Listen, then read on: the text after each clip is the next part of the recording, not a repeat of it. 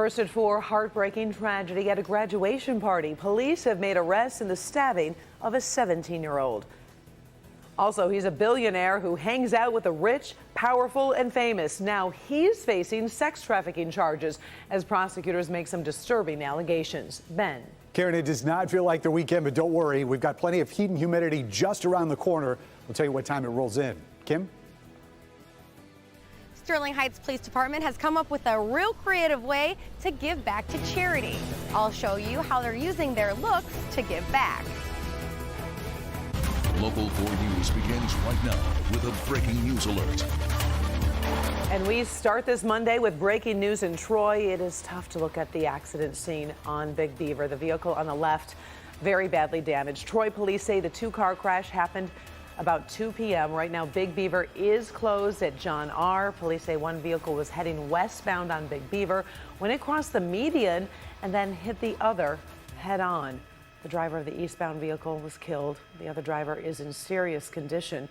The investigation is just getting started, so make sure to avoid the area around Big Beaver and John R. until police finish their work. Of course, we'll stay on top of this story for you. 2 people have been arrested in connection with a deadly stabbing of a 17-year-old boy in Taylor. Police say a fight broke out on Saturday night during a graduation party at the Knights of Columbus Hall on Brest Road. 4 people were taken to the hospital. The 17-year-old died. The other 3, we're told, will be okay.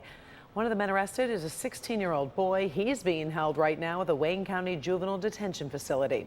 Let's go to Ferndale, where a missing mother has been found dead, and police believe she may have been murdered. 28-year-old Lily Camara was last seen on Tuesday. Police say they found her body the next day. Police aren't saying where or how she died, but they are saying the public is not in any danger. Right now, they're looking for her 2017 black Ford Edge. Ferndale police are asking anyone with information to please step forward.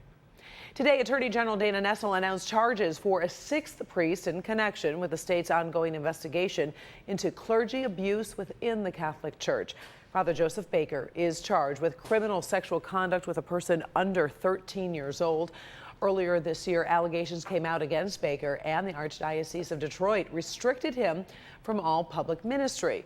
Well, a judge set his bail at $500,000. He'll be back in court later this month. Governor Whitmer and Detroit Mayor Mike Duggan are teaming up to solve a shortage of skilled labor here in Michigan. The Going Pro campaign is aimed at boosting interest in skilled trades. The state needs to fill more than 500,000 jobs in high-skill fields in the next few years. This campaign steers students to programs like apprenticeships and trade skills in order to fill those jobs. You can get a great job in these professional trades here in Michigan, one that you can support a family on. And most of these career paths require only some sort of a certificate or a credential, apprenticeship, or 2-year degree or certificate.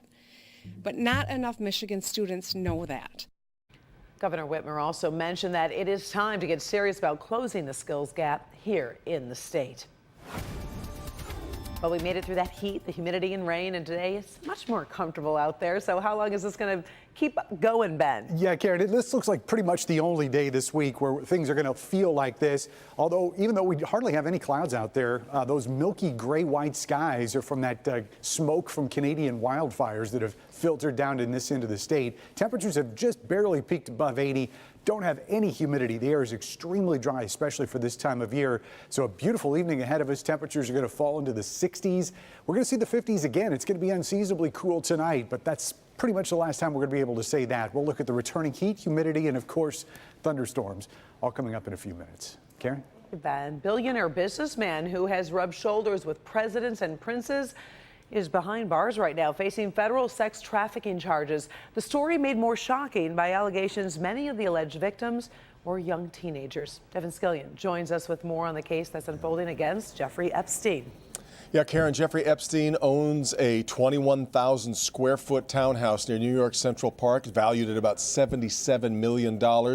Right now, he's in a federal lockup in Manhattan. Epstein cut a deal 11 years ago to avoid similar charges, but this time federal prosecutors say they plan to take him to trial. 66 years old, he leads a jet-setting life. He's been on friendly terms with the likes of President Trump, former President Bill Clinton, Britain's Prince Andrew. In 2008, his attorneys cut a deal in Florida that would have federal sex trafficking charges dropped in exchange for a state prostitution charge and a year in jail with time off to go to work. Well, now federal prosecutors in New York charge Epstein with crimes committed between 2002 and 2005 involving girls as young as 14, recruited by his employees in both New York and Florida. The underage girls were initially recruited to provide Epstein with massages and often did so nude or partially nude. These massages became increasingly sexual in nature and would typically include one or more sex acts as specified in the indictment.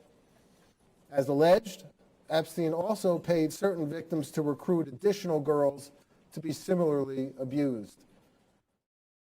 At a brief court hearing this afternoon, Epstein pleaded not guilty, so a hearing will be held on Thursday to determine whether he stays locked up or whether he can be freed on bail. But until then, he'll stay behind bars.